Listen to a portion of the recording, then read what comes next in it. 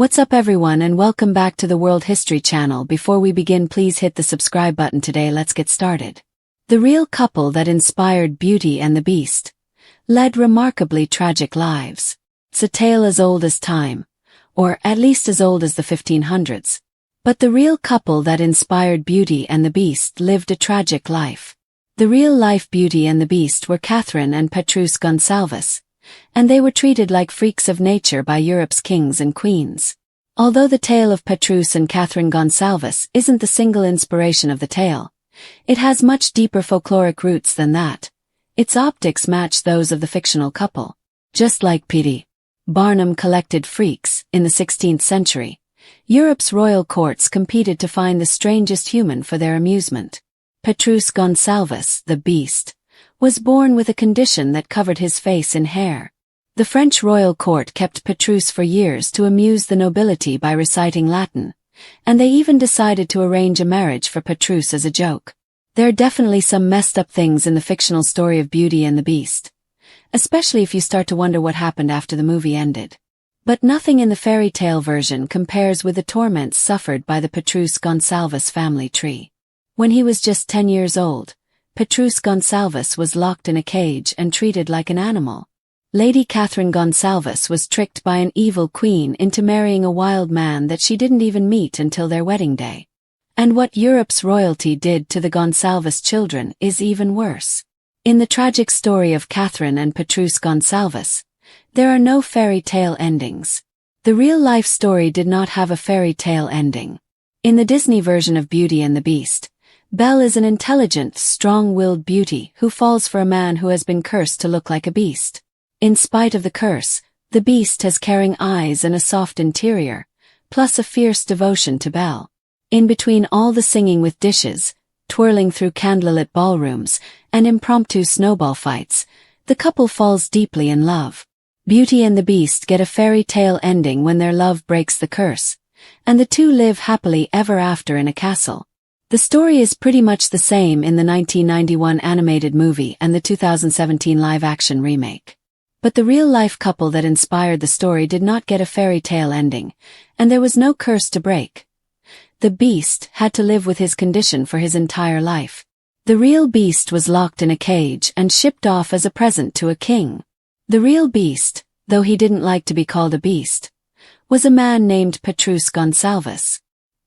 He was born in 1537 in the Canary Islands, and he had a hereditary condition that made him appear hairy.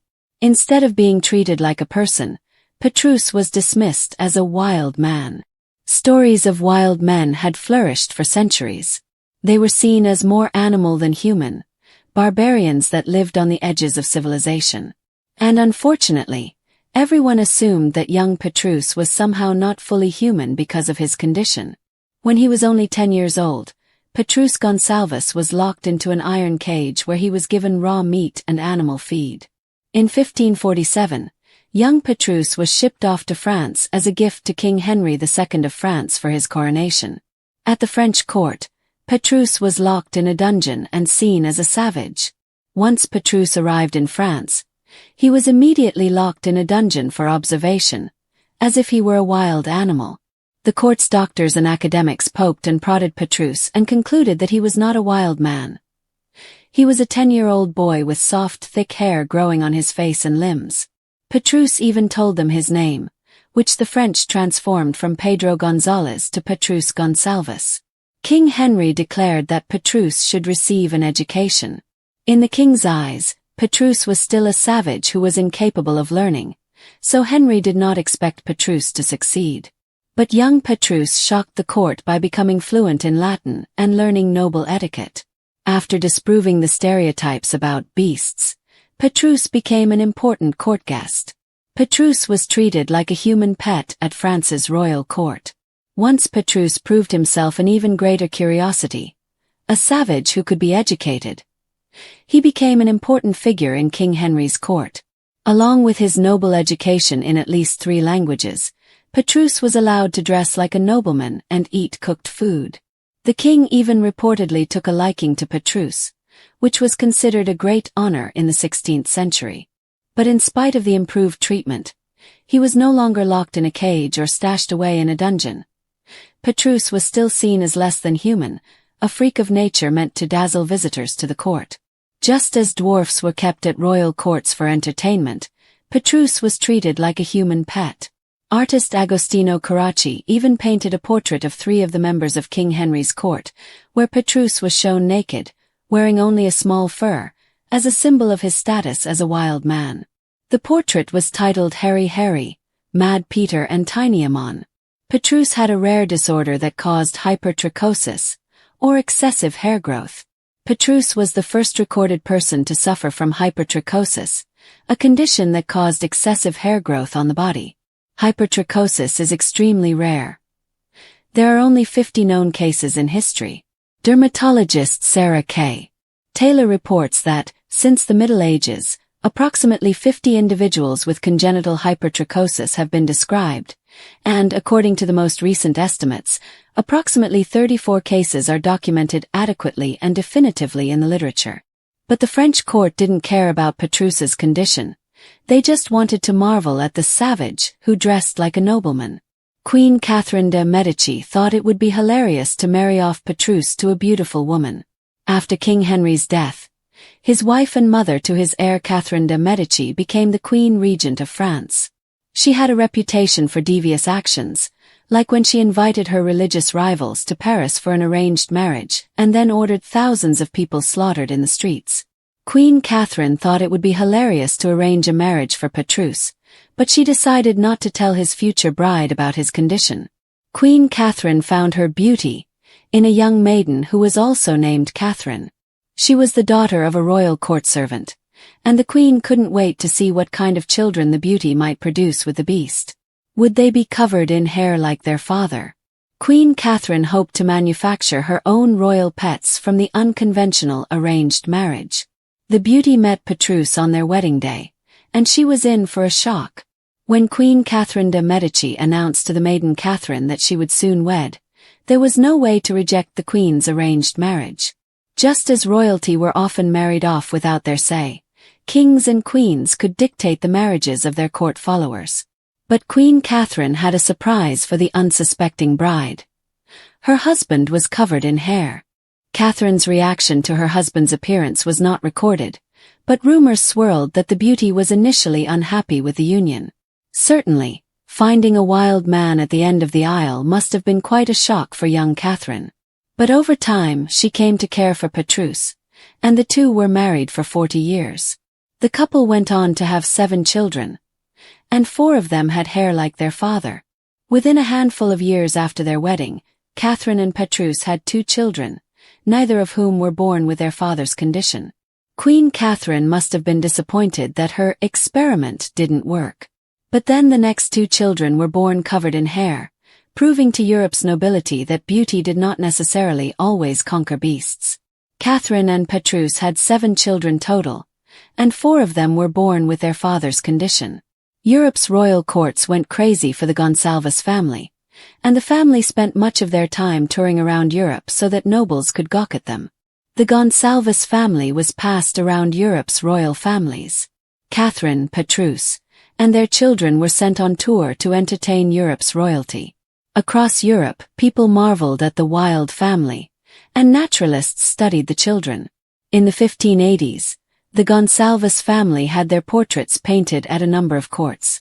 In the paintings, the wild children were always shown in noble dress, as if to highlight the gap between their savage appearance and their civilized status. In the 1590s, the famous naturalist Ulysses Aldrovandi examined the 8-year-old daughter of Petrus and Catherine and commissioned a drawing of the family. Multiple authors published their descriptions of the curiosities, as if the children were not human beings. The wild children were handed out as pets to other royal families. The family eventually settled in Parma, Italy, where Duke Ranuccio Farnese employed them. But the Gonsalves family was still treated like property. There was no way for them to lead a normal life. Instead, their condition was exploited by aristocrats who wanted to gawk at freaks of nature. In a tragic turn of events, the Duke sent away the 4 hairy Gonsalves children as gifts to his noble friends. Just like Petrus, they were seen as pets rather than people. There were no paintings made of the Gonsalves children who were born without Petrusa's condition. They were not considered curiosities. Thus, they were unworthy of recording. Were Catherine and Petrus in love? We can only guess. This portrait of Catherine and Petrus hints at the mystery of their true relationship. Although they were married for 40 years and produced 7 children, were they truly in love? Their marriage was arranged as a joke for European royalty, and their children were snatched away to act as court pets. Their story is so bleak that it's difficult to imagine how it became the basis of the fairy tale Beauty and the Beast. But what about the relationship between Catherine and Petrus? Does Catherine's hand on Petrus's shoulder indicate warmth between the pair? Or does the steady, far-off look on her face hint at something more tragic? Catherine and Petrus did not get there happily ever after. The real-life Beauty and the Beast were trapped in Europe's royal courts, where they lived with aristocrats and wore beautiful clothes but had no control over their lives. In his biography of Petrus, Robert Zappari describes the couple as neither captured nor free, and sadly, the same fate struck their children. While the fairy tale version ends with Beauty and the Beast happily wed, in real life, no one knows what exactly happened to Catherine and Petrus.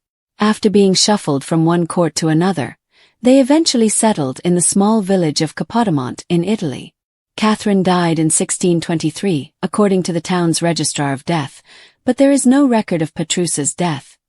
Perhaps because only people who received last rites were recorded in the registrar. It is possible that Petrus was not considered human enough to receive last rites. Even at his death, Petrus was still seen as a curiosity rather than a man. You can see why Disney modified the tragic but true story of Beauty and the Beast. It's a tale as old as time, except the real story behind Beauty and the Beast isn't filled with magical castles or dancing candlesticks. It's a grim, disturbing saga of exploitation, cruelty, and dehumanization that played out in Renaissance Europe.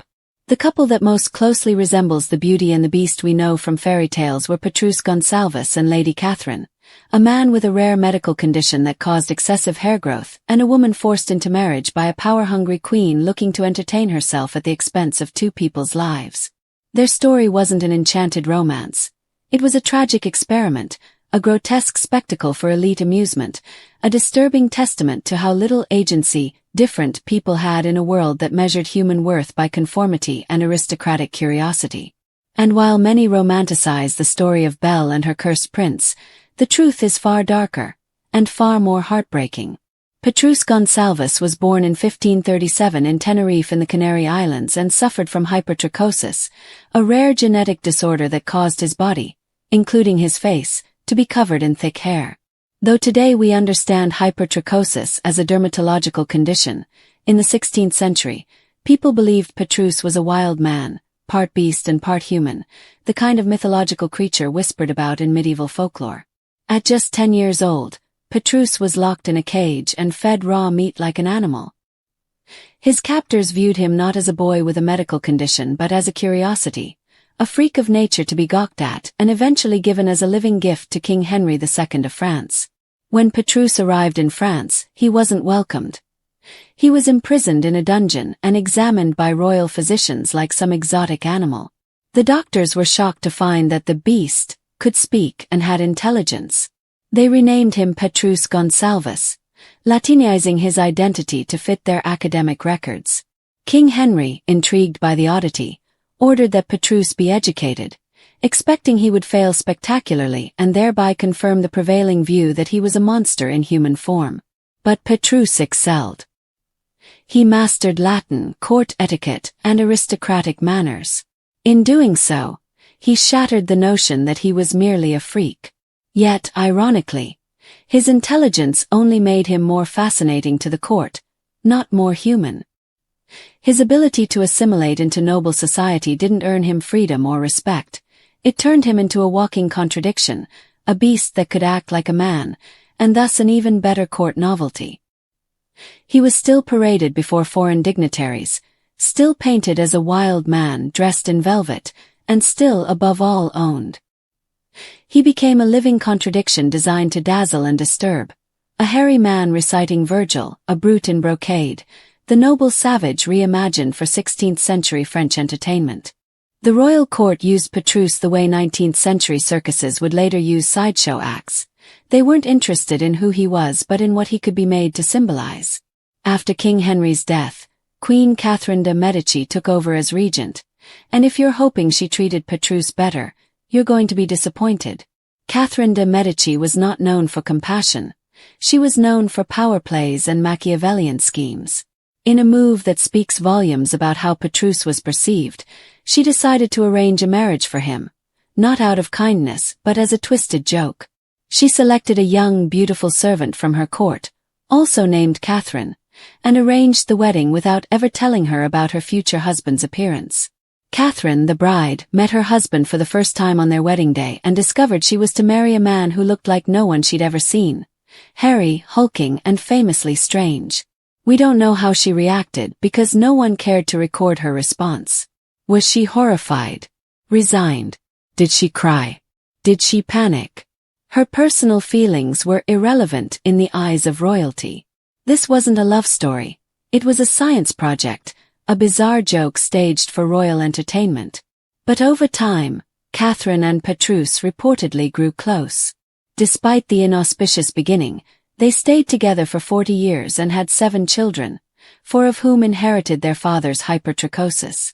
These children, half-beast in the eyes of the nobility, were not raised as free citizens.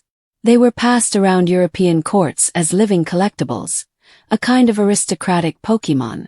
The family toured through France, Germany, and Italy, their lives orchestrated by powerful people who wanted to show off the beast family to guests. Naturalists studied them, nobles painted them, and visitors gawked. The children weren't allowed to have normal lives. The ones born without the condition were ignored. Only the hairy ones mattered to the courts, because only they could be displayed. The Gonsalves family was essentially trafficked across Europe, admired but never respected, ornamented but never autonomous. Their portraits, still in museums today, depict them in fine clothing but always with a surreal edge, emphasizing their animal-like appearance. They were dressed as nobles, yes, but never mistaken for one. Catherine and Petrus eventually found a kind of half-freedom in Parma, Italy, under the rule of Duke Ranuccio Farnese. But even here, their existence was mediated by aristocratic whim. The Duke employed the family and then, tragically, gave the hairy children away as gifts to other noble families. It's difficult to overstate how horrifying this is. The Gonsalves children, born into a life they never asked for, were distributed like exotic pets. These children, who had done nothing wrong besides having a rare genetic condition, were separated from their parents and raised among strangers who viewed them as conversation pieces. This is where the fairy tale ends, if by fairy tale you mean the story stops being even remotely hopeful. Catherine and Petrus remained together, but what kind of life could they have had, really? They had no freedom. Their children were treated like animals. They lived in fine homes but were never allowed to be fully human. Catherine died in 1623, and while her death was recorded in the village register, there is no official record of Petrus's death.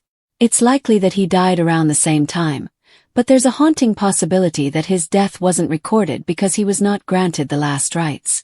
To the church, and perhaps to the town, he was still not considered fully human.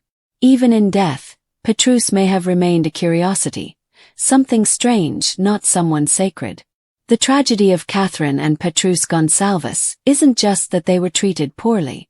It's that their suffering was wrapped in pageantry and mistaken for spectacle. It's that the world saw their pain as fascinating, their love as peculiar, and their children as prizes. And that tragedy becomes even more disturbing when you realize their story partially inspired one of the most beloved fairy tales of all time. Beauty and the Beast has long been interpreted as a story about learning to love someone for what's on the inside. But the real-life Beast wasn't cursed. He was born different and never given a choice. The real-life Beauty wasn't a strong-willed, independent bookworm. She was a teenager coerced into marriage by a monarch who wanted a laugh. And the real-life castle wasn't enchanted. It was a prison. When people say fairy tales are darker than they appear, they're usually referring to old folklore. But in this case, The real story behind the tale is even more harrowing than the Brothers Grimm version. Petrus and Catherine Gonsalves did not ride off into the sunset. They didn't break a spell. They didn't defeat the odds. They were used and discarded, admired and abused, turned into living symbols of what happens when society values spectacle over empathy. Their descendants vanished into history, and today, only their portraits remain. Regal, yes, but tinged with sadness, reminders of how elegance can be used to mask horror. We like to imagine Beauty and the Beast as a tale of acceptance, of true love transcending appearances. But the real couple that inspired it, they weren't accepted. They weren't understood. They were never given the dignity they deserved.